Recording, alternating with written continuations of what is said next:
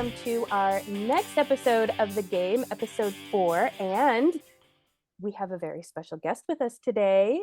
Also, we have Russell back with us today. So Yes. that's exciting for me. Oh I my love God. having my co-host back with me here. Right. But big news, you will see with us, we have Keith Baker. Ta-da. I feel like people in our realm, our circles, should know who Keith Baker is. But if you don't, Keith, would you like to spend a few minutes introducing yourself to us and to our viewers and why we should know who you are? Because we know who you. Yeah, there's a hint. Well, first of all, I'm just excited to be here with Russell being back. So, hey, Russell, thanks for being here. It's very exciting. You're most welcome. I mean, it's great. I came back and I heard that you were going to be on the show. I was like, oh my God. Like one of my best friends, a fellow named Avery, I feel I have to call him out right at the second because he is a big fan of yours. And I work as a DM and he's one of my clients and he's been trying to get me to play Eberron for ages. And he bought me the book. So that's how I have this. So I'm now studying furiously and now I have even more reason to do so. So I'm hoping maybe you can give me some secrets. I'm definitely, I'll tell you what the cause of the morning is. We'll throw some secrets down. But for people who don't know who I am Keith Baker. I've been designing games professionally for, at this point, about 25 years. I am best known for creating the Eberron campaign setting for Dungeons and Dragons and the card game Gloom. I also, I have my own company, Together Studios, which we've made Illimat, Cool, Phoenix Dawn Command, the Adventure Zone Bureau of Balance, a number of other things. And then I have also just done a lot of freelance work for many different role-playing games and systems. And also I work in the video game industry occasionally. I'm currently writing for a game called Wayfinder. So, wow. Does that tie in? Does that tie in with Eberron? Wasn't there a title like Wayfinder with Eberron? The Wayfinder Foundation is an organization in Eberron, and I put out a book called The Wayfinder's Guide to Eberron. This is completely unrelated. Oh, okay. All right. Whereabouts, can I ask whereabouts you're calling in from? I'm calling from Portland, Oregon, in the northwest of the United States. And yeah, it's quite lovely here. Nice. I'm here in New Zealand presently. Very nice. So a little bit of a jump away. I was there, I think, 8 years ago. So it's been a little bit of a while. Wow. I would have been in China or Los Angeles 8 years ago. But yes, okay. Enough about that. Please continue. So let's I wanted to ask you, like, going way back, like, what was your first introduction to tabletop gaming? How did you get into this? So I got into it with the white box and then AD&D as a child. Basically, I got the hardcover AD&D books, and I just thought, and I was 6 or 7, so I thought that these were just like the coolest. Can I ask, you said you were 6 or 7. Is this something like you had your lunch money and you saw it and you bought it, or did someone get it for you as someone got it for me? My mother got it for me. At the age of 6 or 7, wow. At the age of 6 or 7, I liked, so I would have been 6, I think. I mean, I liked The Hobbit. We had like a vinyl record of The Hobbit that read by Nicole Williamson, who is Merlin in the movie Excalibur, if anyone, that rings any bells for anyone. Yeah. And I read a lot. And so, as I said, she's got me these books. I didn't play them. I didn't play D&D until I was probably in 4th or 5th grade. But I had the books and I read them and I thought they were really cool. And I, somewhere around here, have my monster manual that I colored in because they're all black and white illustrations. And why wouldn't you? Yeah.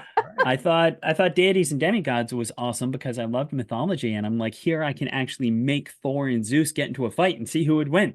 Did you have the version with Cthulhu in it, though? I did have the version with Cthulhu and Melniboné because I did also read Elric books back then. So, I was a little bit behind you with So basically, as I said, I got the books much earlier than I actually started playing. And then around fourth or fifth grade, I started playing. I was the DM 95% of the time. You know, I understood it and brought people in and made up a lot of stories.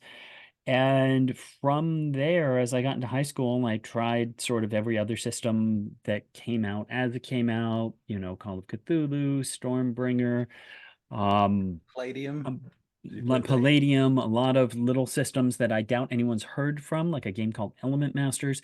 Hero System was one that as I went to college, I kind of shifted more toward Hero System than D&D, just because I really liked the flexibility. And, you know, first we were playing Champions when I was in late high school, and then they put out Fantasy Hero, and I played that for a bit because I like the variety of that.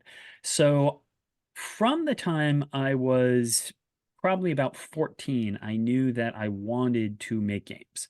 Basically, I said, I have this book. Someone made this book. Therefore, that is a job that exists. I want to get that job. Right. And so going into college, I knew that's what I wanted to do, especially at the time, there was no sort of concept of anything like a game design, you know, major or anything like that. So I did creative writing and history.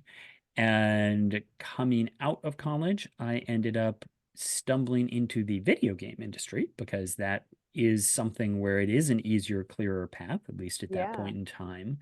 And so I worked for about 8 years making video games, none of which came out just because that's the way that industry works. I was lead Wow. designer on 2 separate projects for 3 years each.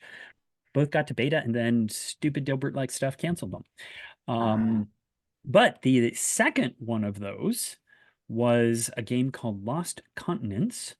And it was a sort of Uncharted, Tomb Raider-y MMO, pulp-themed MMO. And so, as I said, I spent 3 years working on that, watching tons of pulp serials, pulp movies, and like trying to make this pulp-themed world.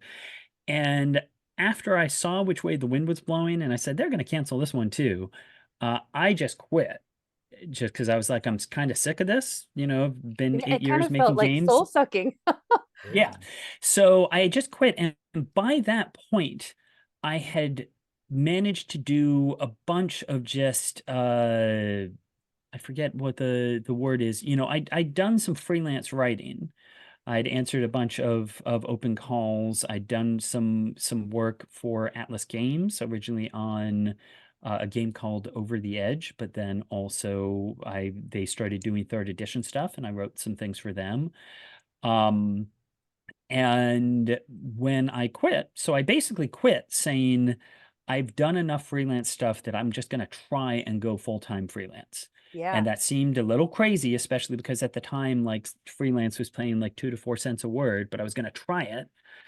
And then a month later, after I quit, Wizards of the Coast announced the fantasy setting search, where they said send in a one-page description of a world. And having been working for the last 3 years on a pulp-themed MMO, I said, well, what about a pulp-themed D&D? Right. Just sort of injecting that energy into the world. And then bringing in some other things I really liked. Like, to me, especially in third edition, magic in third edition, you can make magic items, you can make spells. It was very sort of scientific in its structure. And it was very much to me like, this feels like a technology. Why would, if this is how magic worked, why would you not see it being Prevalent. woven into Yeah. society the same way that science has advanced in ours? And so Right. those were the sort of core elements of Eberron. Pulp and noir, you know, sort of a spectrum there, a high pulp adventure, noir intrigue, and then below that, the concept of magic being part of the world on a wide level. Yeah. And submitted that idea, and here we are today. You know, it sort of took off from there, and especially once Eberron came out, I largely have been able to do just fine as a freelancer. So Well Can done. I have a Congratulations. so I see online that Eberron, I think, was it 2004 is what they yep. say online. So 2003 was, of course, when I was working. 2004 is when it came out. when it came out. So when you presented that idea, was that earlier than 2003? The I reason think it was either early 2003 or late 2002. I think Okay. it might have been late 2002. the reason that I ask was Final Fantasy VII was such a big, oh gosh, like it has such a special place in my heart because of the technology and magic mixed together. And I was just curious if there were any, like, if any inspiration was taken from that at all, or I cannot explain this. I truly cannot. I have never played a Final Fantasy game. I don't know how to explain it. I have nothing against it. right. I'm in the computer game industry, and yet somehow it has just never happened. Yeah. So I mean, I'm sure I will love it for all these Right. reasons, but it is in fact coincidental. And like I said, I really can't explain it because, like I said, I've heard nothing but good things. It Yeah. just somehow I have never had a moment sitting down to play. So unfortunately, it is just a coincidence. Yeah. But No, that's, One of the I mean, that's things I fine. That's cool that personally, it's a coincidence. one of the things I personally really enjoy about Eberron, and I've only really just started looking at it, to be honest with you, 'cause, you know, I've heard of it for a long time, but then finally it's been pushed into my hands and I've gone, okay, I'm going to read this. And it's so impressed by the fact that what we have here is a world, not an adventure, not a module, not the fucking Sword Coast. You know, sorry, I mean, oh my god, my Zoom's frozen. That was bound to happen, wasn't it? No, you're back. back. We're back. Yeah, so I guess You that's what I cursed and the really, gods got angry. I think that's the biggest single strength of the book and what you've done there, and I'm really freaking impressed. So well done. One of the fundamental points of it was wanting it to be fundamentally different than Forgotten Realms, because Right. they had Forgotten Realms. They didn't need another Forgotten Realms. Right. So a Right. couple different ways that Eberron sort of intentionally deviated from the sort of norm at the time. First, you had this idea of magic. Instead of Forgotten Realms, we have these very powerful, archmages, and yet somehow they aren't really. Elminster is just often his tower doing his thing. Well, here we were Right. saying, well, let's have a lot more lower level magic, but widespread.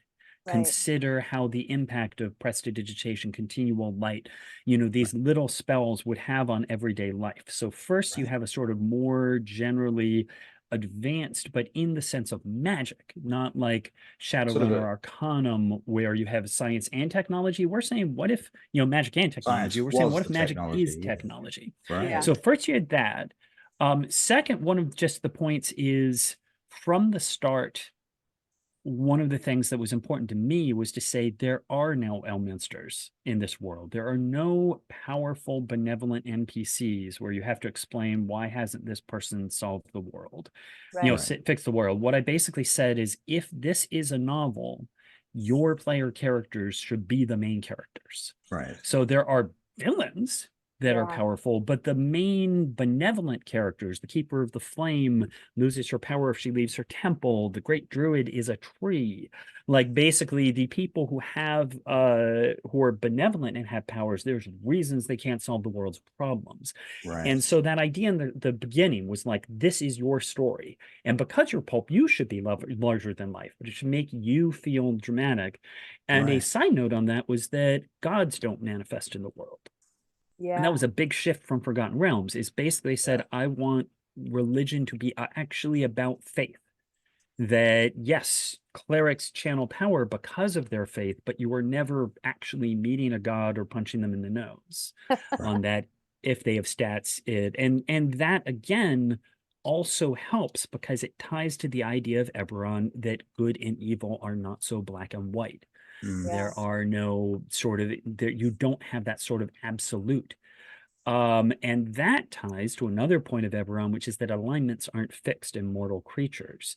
You can I run was into going a to ask good about red that. That dragon. was so fascinating to read about. Yeah. Right.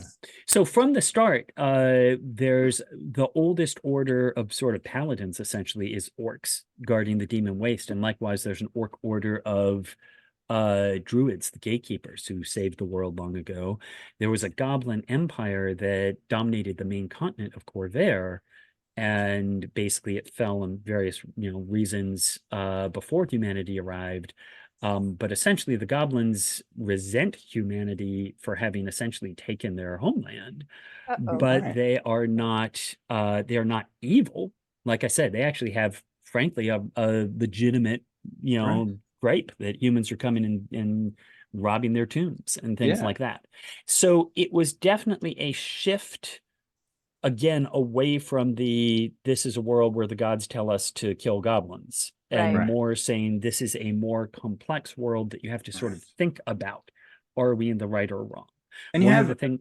Sorry, Go on. I was going to say you have the result being that you have a world in which you have a whole lot more kind of multi-genre kind of opportunities, essentially. Right. You know, things like the lightning rail and so on, and Yeah. you know, Well, I two like. of the go on. Oh, sorry. I meant to say, like, also aside from like, the monster alignment, like I loved that languages are by region and not necessarily like, oh, you were Yeah. born in Orc, therefore you speak Orc. Like all that Yeah, stuff that's just how makes so much sense to Right. me, and I that's how love it that. should be. It should And always that, have been like that. Yeah. well, that is to me a big part of what was part of the principle of Eberron, was looking at things that have always been part of D&D and actually stopping and saying, okay, but why? Right. Why is that the case? Why do all dwarves know Dwarvish even if they didn't grow up among dwarves? If you had trolls and you could cut off its arm and it would grow back, is someone eating trolls? Because that seems like a good answer. And the answer Yeah. is yes, in Droam. In Eberron, troll sausage is a thing. Right. And basically, why are goblins evil? Like that kind of question was just saying, well, why? Why do goblins need to be evil? What does that Absolutely. give us in the world? Two other points I'll just sort of call out as defining aspects of Eberron that we work into things. One is the idea that it was the main continent where things start, where there was once dominated by a unified human kingdom that split into 5 nations and has just come out of a century of civil war with a terrible disaster, the Mour name, which destroyed one of the nations completely. And this basically evokes for us both elements of World War I and World War II. It has a sort of Hiroshima moment with the morning, and thus leaves us in a sort of Cold War scenario. So part of the point is it's less humans versus orcs and more human nations actually in a tense relationship with one another. Yeah. Likewise, another major portion of the world is the dragon-marked houses, which are essentially extended families that have magical marks that Ooh, do you have one? give them, I have the mark of making, that give them powers they have harnessed to drive the magical economy. And so each one holds a monopoly on a corner of the economy. Right. And that sort of gets into certain cyberpunk themes with essentially these family, these great guilds that are at this point becoming more powerful than any one nation. Right. And so again, rather than it being simple, us versus monsters, it's more a lot of times the monsters are big business or overzealous patriots. There's a lot of more complex scenarios, and you can do very gray. espionage. Yeah. You can do politicking, or you can just go to Zendrick and do Raiders of the Lost Ark, going through giant ruins and things like that. Yeah. Sure. Wow. I feel like I've asked a lot of questions. Did you have a question? Because I have one, but I'm gonna give Russell a chance if he had a question. Well, I guess were you when you began on this project on Eberron, did you personally have an interest in the steampunk aesthetic, or was that something that happened to it, or that evolved from it, or something that?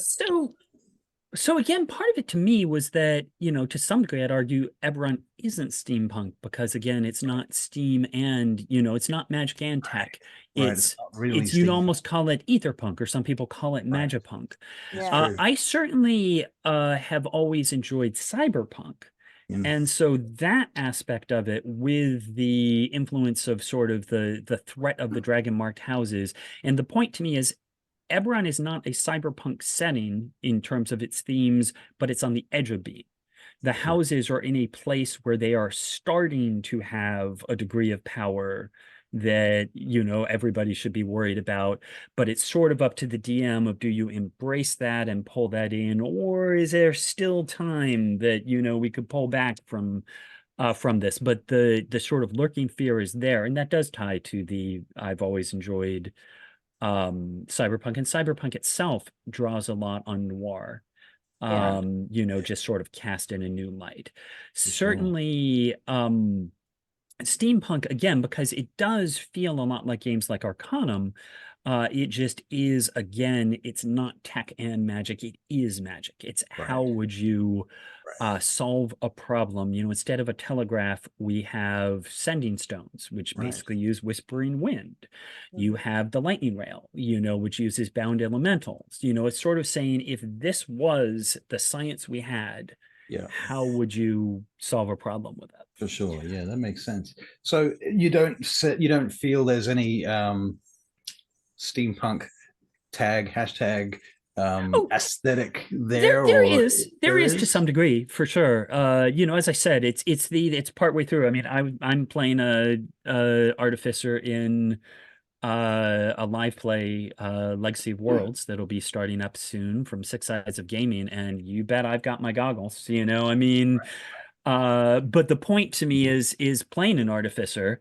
I Mhm. have, I wear a vest, I wear my hat, I have my goggles, and I have a whole bunch of like wands and trinkets and things like that because it's sort of blending that together.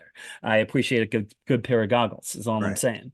And so it is that, and Warforged are a good example of Warforged are people made of metal. And Mhm. like at a glance, that gives you that steampunky feel. It's when you Right. look at them closely, you see, well, actually, they're metal over sort of a Wood. wooden musculature. Like they Right. are actually magical. They're golems. They're not robots.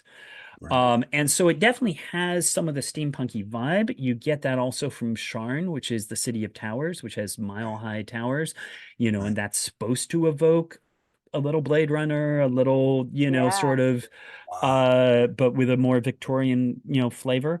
And so Right. all that's definitely there. Yeah, I just always like to remind people, but remember, think about how it's magical rather, Right. sort of how does that change things? How are you working that in? So again, the wand slinger, there's some great art in Frontiers of Eberron, the next book I have coming up, of a wand slinger sort of in a classic gunslingery sort of outfit, but with a bandolier of wands on, Yeah. and um so I just always like to make sure that people find that middle ground. I have to say, I'm actually looking forward to the fact I'm doing D&D in a castle for the first time this year. Oh Oh yeah. yeah. And yeah, so I've never done it before, but going up and going to Lumley Castle, and my group, I've been talking to my players, and they decided they want to do Quickstone, which is the sort of Western flavored piece of Eberron that I've been working on for Frontiers of Eberron, the next, the book I've got coming out later this year. Oh And fun. that is Wand Slingers at High Noon, Lightning Rail, all of that. And so some of them are definitely planning to cosplay, and I appreciate that we're definitely going to be the odd liars out in Yeah. this castle if everyone In a else is in castle with Western. traditional D&D stuff, and we'll all be wearing our hats and chaps and stuff like I that. So we'll see love What'd you how it. it come to a goes. castle for, to play that rubbish, eh? Well, that was what I asked them as a group. I basically said we could do Quickstone, which I'd love to do. I've got the book coming out. They're getting to try out some of the new stuff from it. But it is in a small mining town in a deserty area, so it's not exactly taking advantage of being in a castle. And so I offer them a chance to do a scenario that was set in a castle. Right. It's like it's very They giving knew what they me. wanted, eh? They They knew knew what they exactly. wanted. Well, they wanted something that was uniquely, unique to me, and I appreciate that. Right. So, Right. I mean, I think that at the end of the day, embrace your DM and what their talents and interests are. You're gonna get a better game, I think, yeah. if you do Better that. That's experience. Yeah. And yeah. and it is the case. I have this book, Frontiers of Eberron, that I've been working on for 3 years now. That basically has just a lot of things came up over the last 2 years that it's been sitting on hold, and we're finally getting it out. And that is a book. It's basically set in a very specific part of Eberron, which is the edge of the kingdom of Brayland and the nation of Droam. Droam is a young kingdom that is, a young nation that is just formed up, that is a nation of monsters, or things traditionally considered monsters, that has been organized by a trio of hags. And basically, again, part of the point of it is it's everything we think of as scary, but they're actually just here to build a nation and create a place where they aren't feared and, Yeah. Right. treated like monsters. And so you have Medusas, gargoyles, harpies, ogres, trolls, and part of what this book does is gives you the option to play a harpy, a Medusa, a gargoyle, a warg. Cool. Love that. That's I know things people you can do. who are going to jump at that stuff. Yeah. Yeah, and You basically, so Quickstone is sort of set on the edge, so you're between the sort of old established human kingdom and then the sort of new rising point where it's these, species that have had different cultures themselves, all sort of coming together and trying to figure out how to use their different right, abilities and strengths to build a strong nation. And right. this is, as I said, where the troll sausage comes in, because hey, they got unlimited food. I do you have another question? I do. I don't know if it fits right here. I wanted to ask Okay. about the Mourn lands. Moorlands, yeah. So in the material, I read that, there are all these rumors about like what caused it, but that, you're leaving it up to the DM to He's not decide. going to tell us. He's No, not I'm not going going to say he's going to tell us, but I was curious if people have told you, here's what I put for to. the Oh cause yeah. of the Mournlands, and what is like the craziest thing you've heard? Like, or what's your favorite? Like, Oh, I don't even know if I can think of a crazy one that I like. Basically, it is the idea that one of the defining points of the setting is that the last war came to an end when one of the nations was completely destroyed by something called the Mourning. It was a transformative effect that just swept over the nation and turned it into this magical wasteland, as it remains today, the Mournland. mhm. And the basic point is no one knows what caused it. And so within the setting, there are theories. The one is that it was essentially a cataclysmic effect of too much war magic that for essentially had been flinging around powerful spells, and that essentially environmental damage that, Right. and Kind of that is like why the war magical has stopped. pollution, kind of, or Exactly. And that's yeah, why the war stopped is, we tore a hole in the ozone layer and boom, Mournland. And basically everyone's afraid to keep fighting if, hey, what do you know? Maybe that bomb will ignite the atmosphere. yeah. Well, maybe that's what happened. So that's sort of the one default is it's environmental damage. It's just done by too much war.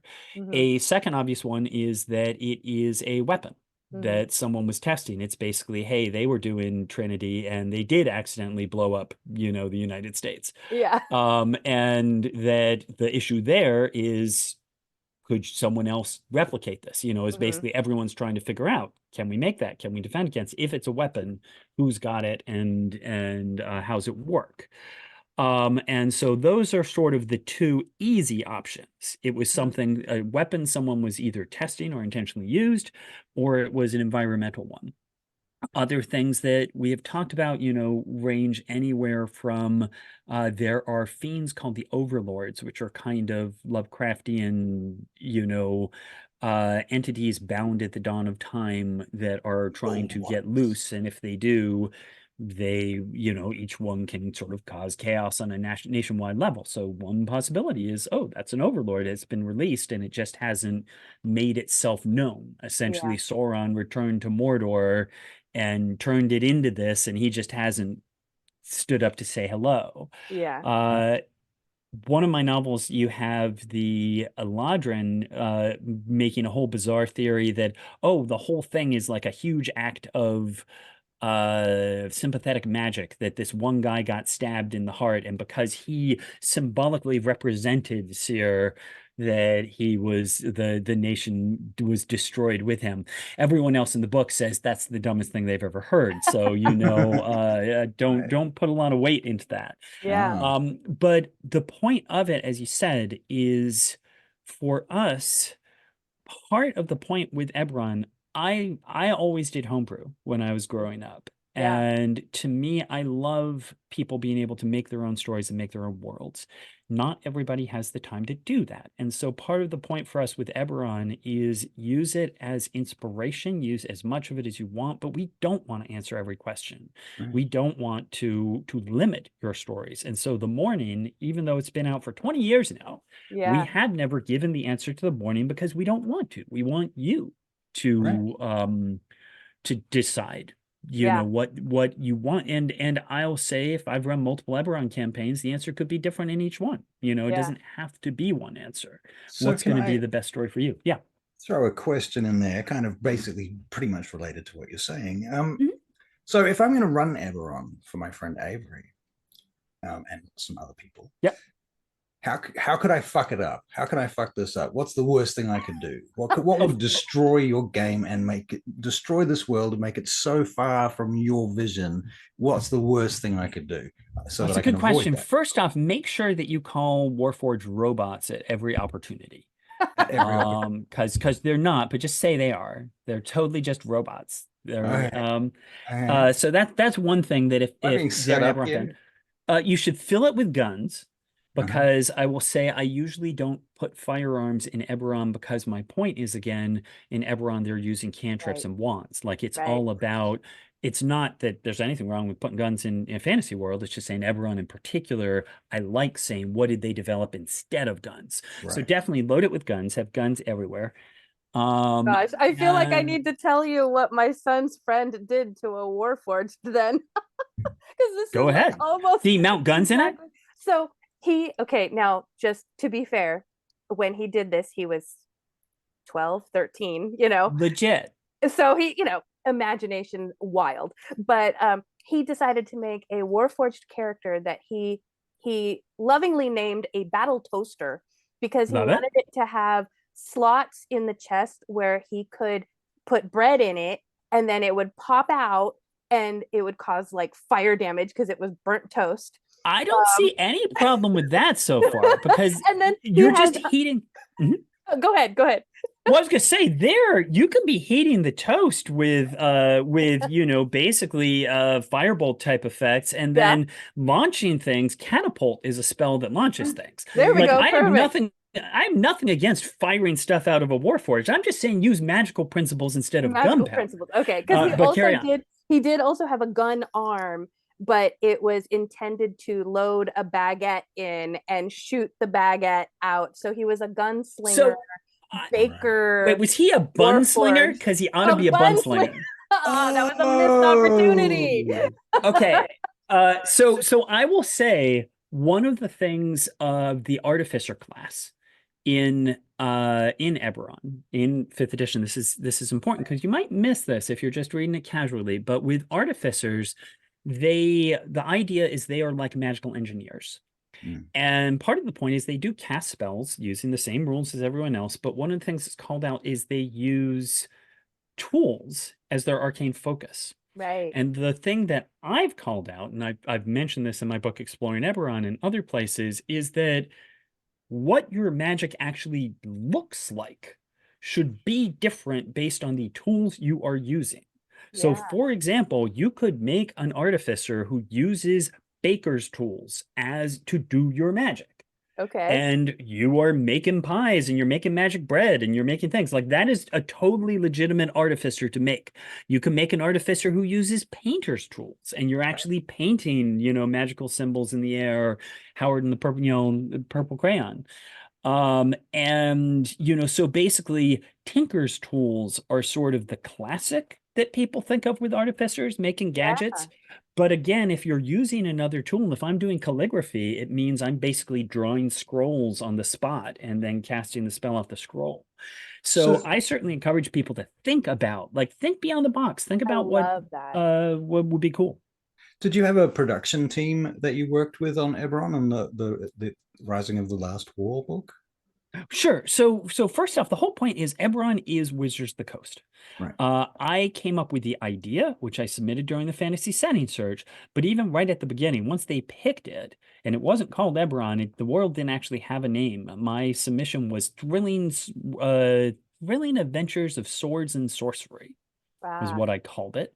And it was Bill Slavicek who came up with the name Eberron, I believe. But basically, once they picked it, first off, they bought the rights. So Wizards owns Eberron. I'm always happy to make stuff for it, but it belongs to Wizards. Yeah. They brought me in, and basically I sat in a room for a week with Bill Slavicek, Chris Perkins, James Wyatt, and we all came up with we bounced all sorts of ideas around.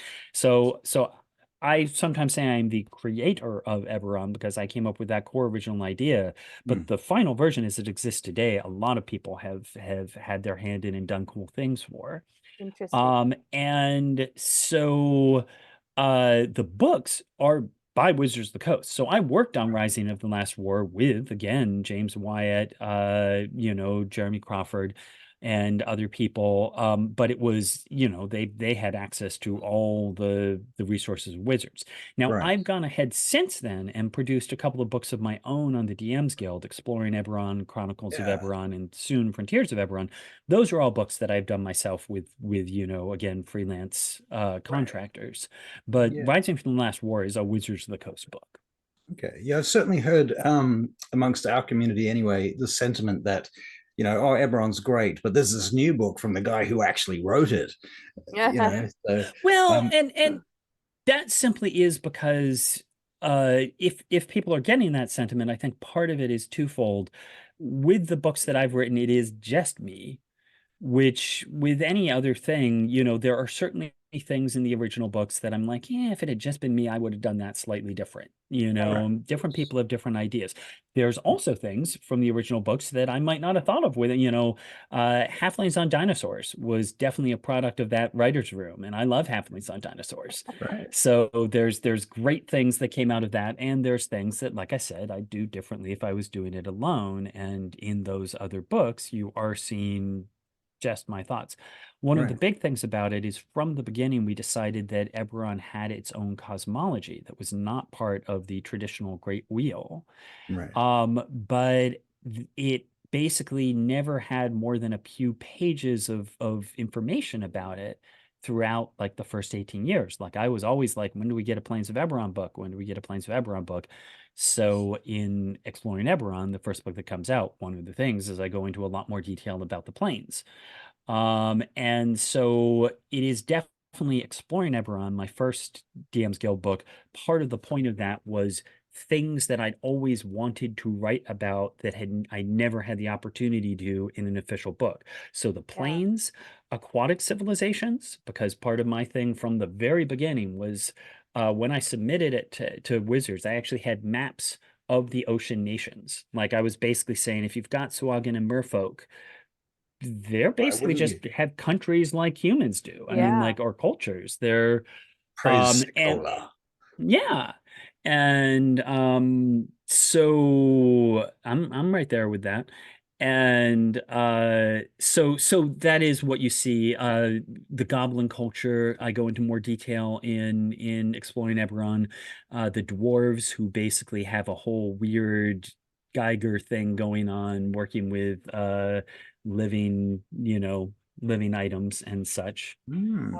So those are all sort of, that is something people like about Exploring Eberron, Chronicles of Eberron, these are the things I always wanted in Eberron that just didn't make it into Rising or the other books.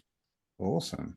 Yeah, I love that you really sound like there's out of the box thinkers, and I feel like you are like way out of the box thinking, which is it's really fantastic. But I wonder if you've ever gotten a lot of pushback because with your ideas, because maybe they are so far from what other folks are thinking. Do you get that experience? Well, I mean, one of the things about Eberron when I first presented it is it was a little more advanced in its level of magical science. Yeah. And the fantasy setting search went through 3 stages. And what they basically said in the final stage is, we like this concept, but as presented, it is too far from traditional D&D.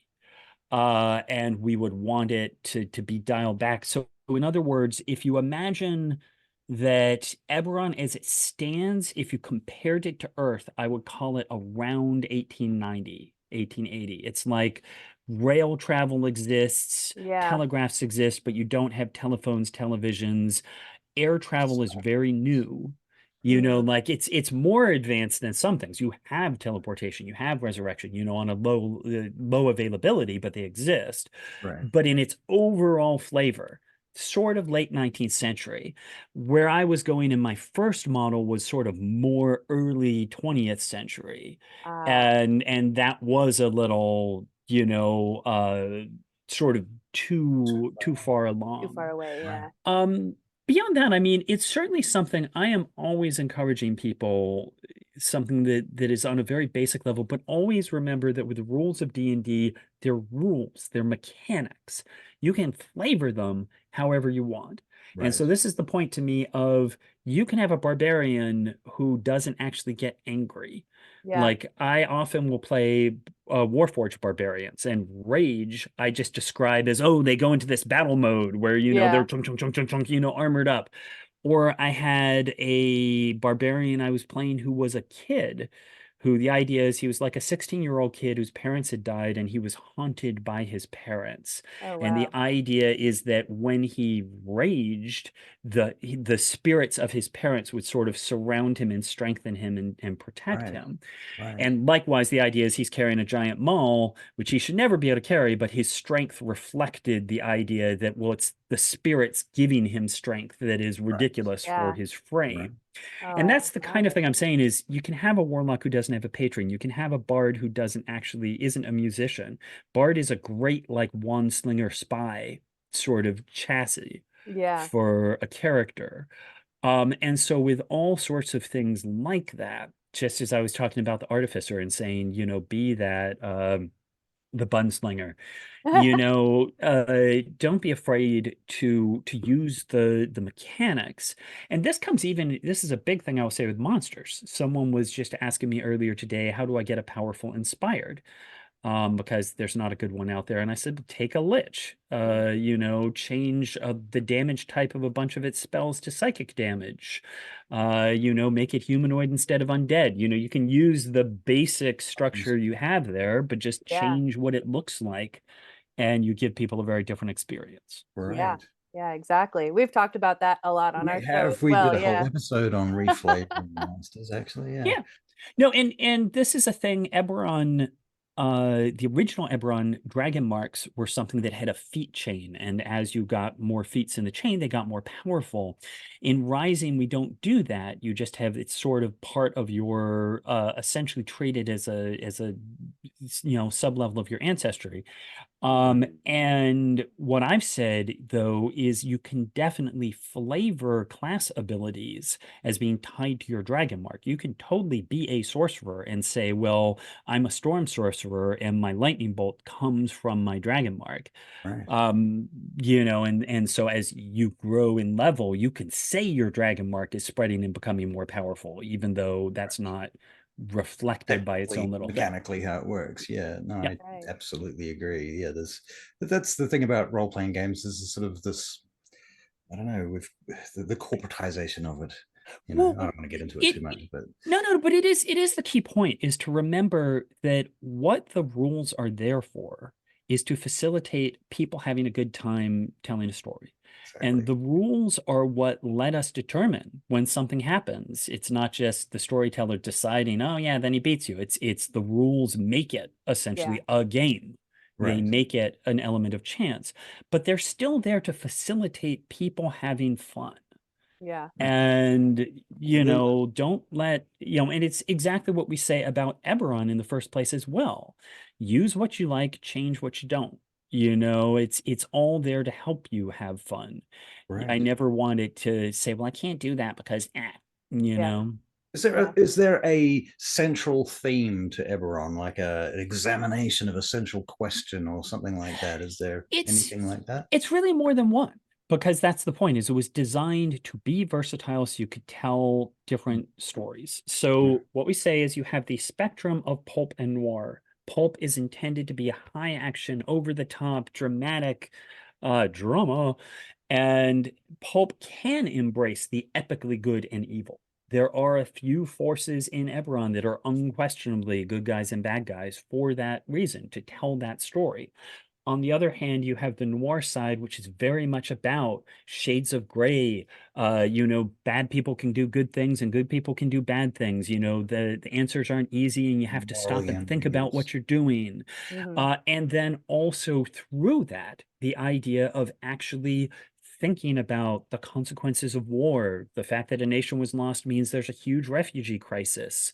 Concerns about the mourning and, what do you do if that power falls into hands through the dragon marked houses? We are looking at the threat of corporate, unchecked corporate power.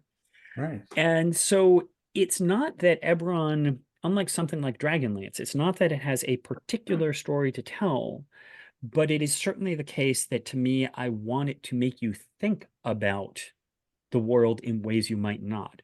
Right. One of the things I always say is doing a session 0 with an Eberron game, you can always stop and say, what did your character do during the war?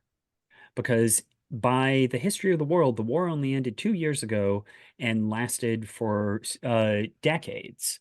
Yeah. It would have affected you. If you are a fighter, did you fight in the war? If you didn't fight in the war, why not? Right. What were you Yeah. doing instead? If you Right. did fight in the war, who'd you fight for? How do you feel about the outcome? And so as I say, just right there instantly, you've just taken, I'm a dwarf fighter, and I'm saying, okay, but who'd you fight for? Right. Who'd you fight? If you didn't fight, what were you doing? You know, I mean, like it gets you thinking about the character on a sort of different level than Yeah. just, oh, I am a dwarf fighter and I'm going to try and kill a dragon. Absolutely. Yeah. Yeah, I really feel like this is the next setting I'm going to have my players play in now, because I just have such a love for it already, even though I've never played it. And then everything you're telling me is Well, just there's so much there. There's so much there. And one of the things we did in Rising from the Last War, it's not something you need for the mechanics of it, but it still was something of calling it out to say, think about it, is what are called group patrons. And part Yes. of the point of that was to say, if this was a movie, what kind of movie would it be? Like, you can be just a generic group of adventurers, but you could be reporters for the Korenberg Chronicle trying to get to the bottom of a story. You could be private investigators. You could be, criminals with the Boromar gland. Like, think about different reasons to have groups. I honestly think your what was it called? Patron system? Yeah, group patrons. Yeah, Group patrons. group. Patrons. I think It was so. in Tasha's Cauldron to everything, I believe. Yeah, Tasha's they picked it up from there. It was in Rising first. Yeah. It's interesting to me because I've been running a lot of Vampire the Masquerade, as Amber Mhm. well knows, for hundreds of years now. I've been doing it Of course. again. And I've been using this concept of group patrons since the beginning of time. And it's the fucking greatest system ever, because you can finally get all your players in one place doing the thing that you need them to do without having them fighting and arguing and trying to pickpocket each other. And it's just back to starting off. To me, it's the session 0 thing, is you're basically starting and saying, imagine that we're making a TV show. What is it? Is it a mystery? Is it a drama? Is it, again, is this Raiders of the Lost Ark, or is it the Maltese Falcon? Right. And by picking that, and again, if you want your classic adventurers, one of the patrons is Adventurers Guild.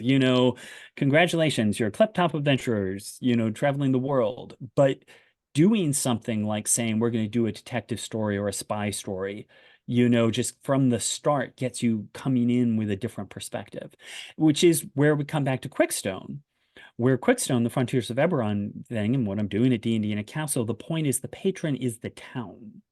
What I'm saying is how we start this campaign is saying you're in a small town on the edge of trouble, and tell me why you're here and why you're not going to leave. Like, what is your stake in this town? And if you want, the town needs a sheriff, it needs a preacher.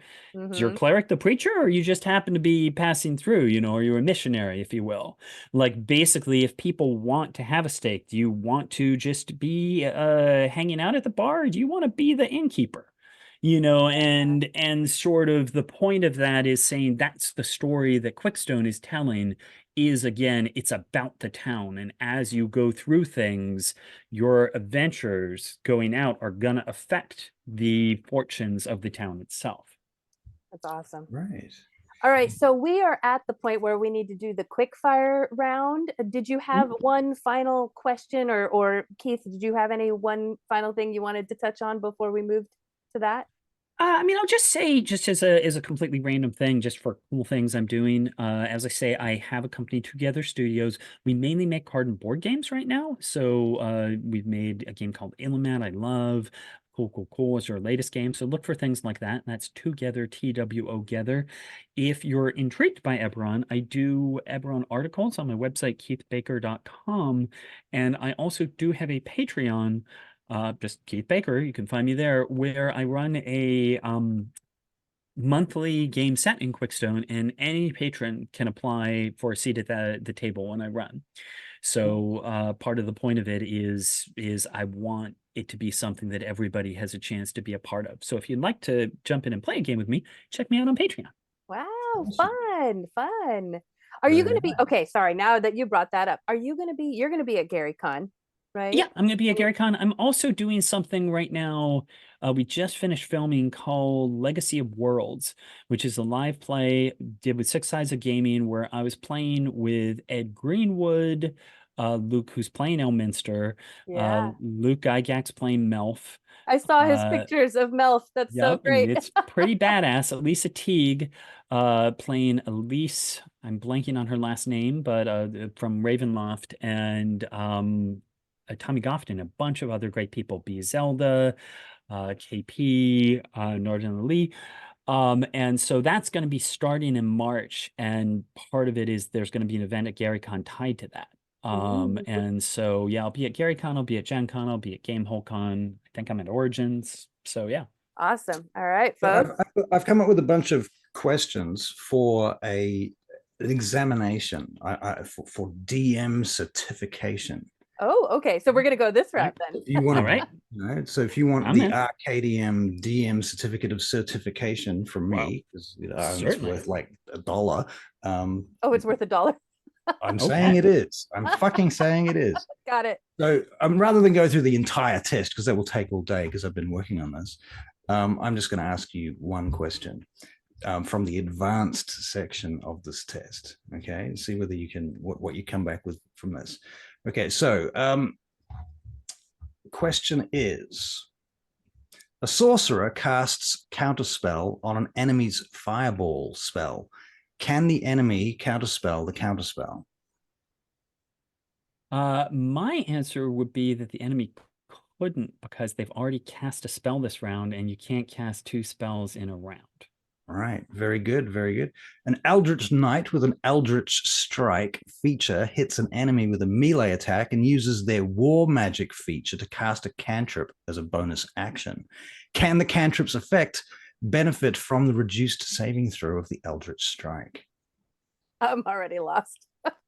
I'm totally lost. I have no idea. Oh, no. I totally get this. So the question is, are we saying the Eldritch Strike has resolved, or are we saying that in which case then the cantrip takes effect, or are we saying the cantrip happens first? I would say the strike happens first, and then they cast the cantrip as a bonus action is a secondary action. So I would say yes. All right. Well, so you've the 2 questions I've asked you from this section, you've gotten correct. And I feel that, given the nature of the interview, I think really A certificate is somewhat, Yeah. it's in the money. I have to say, of course, bear in mind, I am one of those DMs who will change around the rules like to suit my story, but I try and be accurate on them when I can. I love that. I love that. Okay, well, let's I have time for a few other quick fire questions. Okay. Let's start off with, because I thought this was the funniest question, I think, with Luke, was what's your favorite gaming snack? Oh, that is a good one. I think, was he the one that asked if whiskey is a snack, or Yes, did Doc yes, bring yes, that up? yes, Fair enough. right. Well, I will say I've been playing a lot in Canada and in Toronto for the Legacy of Worlds, and my favorite snack there is definitely all dressed Ruffles. Oh, really? Which is a particular flavor of Ruffles potato chips that I've you seen only it. can get in Canada, and I really enjoy that. Otherwise, sort of any form of chocolate is gonna work for me. Chocolate Okay. is my whiskey, is what I'm saying. I Right. see. Fair enough. Star Trek or Star Wars? Oh, I If you can't. had to choose, I know it's so hard. So just calling out the reason that's important to me is because Star Wars I enjoy as fantasy. Star Wars is science magic, Yeah. whereas Star Trek, at its best, there are times they've screwed this up, but at its best, Star Trek is a thing that does ask, if we had this piece of technology, how would it affect things? Which is Right. why some of the later Treks in particular, the Trek movie, the new movies Yeah. sort of really kind of like when they introduced the idea of interplanetary transporters, I'm like, you have just broken the entire Yeah. Star Trek universe. Like, Yeah. why do we even have spaceships anymore if you have interplanetary transporters? So again, it's that point of it's hard versus soft. It's what am Right. I in a mood for? If I want to Apples and think oranges. about the impact of things, for that reason, I like Trek a lot because again, I like to think about the impact of something on a setting. On the other hand, I enjoy Star Wars as just as a fantasy, as a lighter. You shouldn't be Yeah. quibbling about the small points because that's not what it's about. And I will say that Knights of the Old Republic, the first Star Wars video game, is still one of my favorite video games of all time. They Yeah. just did such a good job with that. So it is both. If I had to choose, if you're like, there is no choice, you are in a room, there are two doors, you have to go through one, I'm probably taking Trek because, as I said, I am a person who likes to think things through, think about its things. I am going to have to say, I really did not care for Discovery. But on the other hand, Strange New Worlds and Lower Decks, I think, are both brilliant. So. Oh man, I just got Paramount Plus finally, so I'm gonna start looking at those. Oh, you got to check them out. But as I say, Discovery, nah. Okay, good. I will keep that in mind. What's a guilty pleasure for you? Oh, well, I mean, we just talked about all the Star Trek.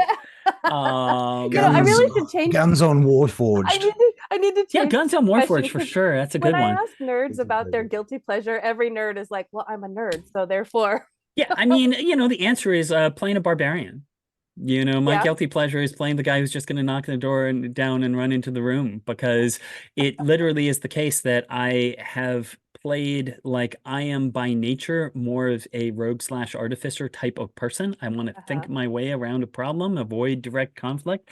But my guilty pleasure is just playing a fighter barbarian and just raging out and running in and solving a problem with my maul. Right. I love that. Very nice. Considering your con circuit, do you have like a favorite con? Is that even a thing? Okay. So my concretely favorite con is a convention called AmberCon Northwest, which is here in Portland around November, and it only has about 200 people. They take over a little hotel called Edgefield, and it is entirely about story games. So you have, some games use dice, but it's mostly diceless. They do obviously the Amber system, but last time I was there, I was playing Wander Home. I played another split off of No Dice, No Masters.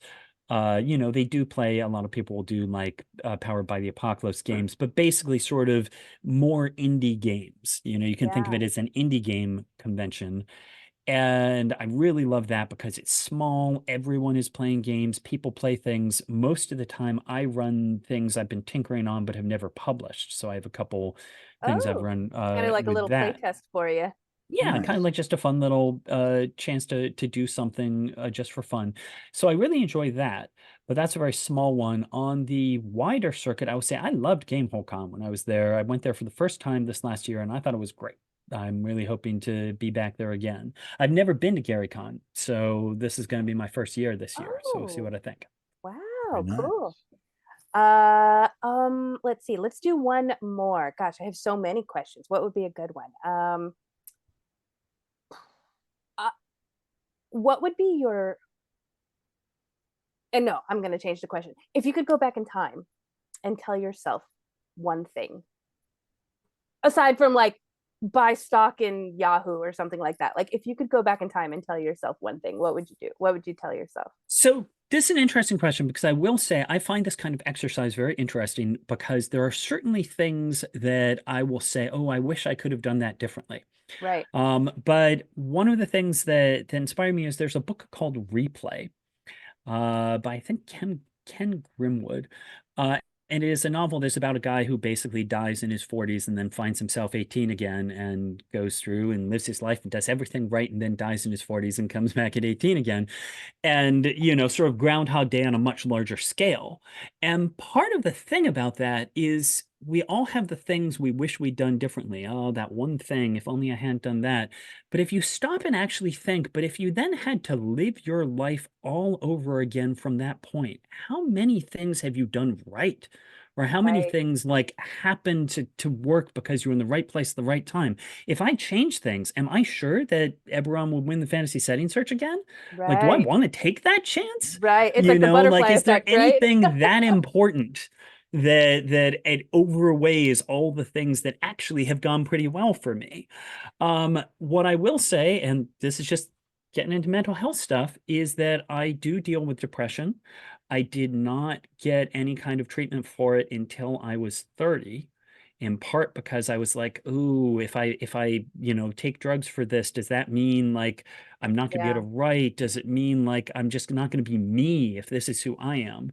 And I would totally tell myself, don't waste that time. Hmm. Because as a person who has depression and does treat it, no, what I have is a mood stabilizer. It doesn't like magically make me weirdly happy. It means I am not sad for no reason. I can still Right. be sad for good reasons. And definitely when I look at my 20s, 18s to 20s, I'm just like so much energy and time was lost to depression Yeah. for, again, sort of being down with no logical reason. It's a chemistry thing. And so definitely that is the thing I would say, oh, I really wish I could say just again, there's nothing bad about getting help. If you have Right. an issue, it's not going to wreck your life or mean your week or something like that. So Wow. yeah. That's such a good answer. I'm glad I asked that question. Yeah, fair enough. So, all right, we have reached the end of our interview. I usually like to have people promote themselves, but you did such a good job I earlier with did. where Yeah. everyone can find you. Uh, Oh, I Go missed ahead. one, which is I'm Hellcow Keith on most social media. So You're Hellcow Keith, Hell Cow, like Hellcow. Hellboy, but Hell Cow. Hell Cow, and Okay. this is the very first thing I had published for D&D was an adventure in the Atlas Games collection called En Route, and it was an adventure called The Hell Cow. And when they did a follow-up on Route 2, I had an adventure called Hell Cows. And I so yes, I've done a variety of infernal bovine material, and so I have stuck with the name ever We should, since. we So should introduce him to our undead goat. I was just thinking. well, I I mean, I just, do have to say this is in fact the Hell Cow. that's the Hell Uh-oh. Cow. That's me. That That is does Classic. look, terrifying. That is yeah, the undead goat scenarios that we did. He did some art for me, and I introduced my party to undead goats per the show. We came up with them. Absolutely. I approve. All So right. yeah. Hellcow Keith is my social media handle, and then my company again, Together Studios. That's TWO Gether. And so between those two things, you can definitely find out what I'm up to and what's happening next. Yes, and we'll make sure to include all the links in the doobly doo and all that stuff down below. So Yeah. Sweet. wonderful. It was Doobly doo. so nice to have you on the show, Keith. Thank you so much for spending time with us. Thank you. And I can't wait for this to come out. Everyone just follow Keith and make sure you check him out if you see him at any cons. Say hi for us. Yeah. All right. And I'll give you a full report on how my Eberron campaign goes at some point. Excellent. Break Yes. everything. Same Yeah, here. I well, kind of like I said to Avery that my approach to it would be to, and I literally said to him, my approach to DMing a module is to find the spirit of the author's intention. And know. like a week later from actually saying that to him, by complete surprise to me, I'm sitting in front of you. Well, here we are. Bizarre. And again, my turnaround on that is just saying, and this is my thing to everyone, is make it your own. Right. That it is core material is there, canon material is there to give you a foundation. It's there to help you, but you should always make the story your own. Right. Thank you very much. Thank you. All right, folks, I'm going to sign off on the show. Every day is a fun day when you talk nerdy with friends. So thank you, Keith, and we'll see everyone next time. Thank you indeed. Bye-bye. Bye-bye.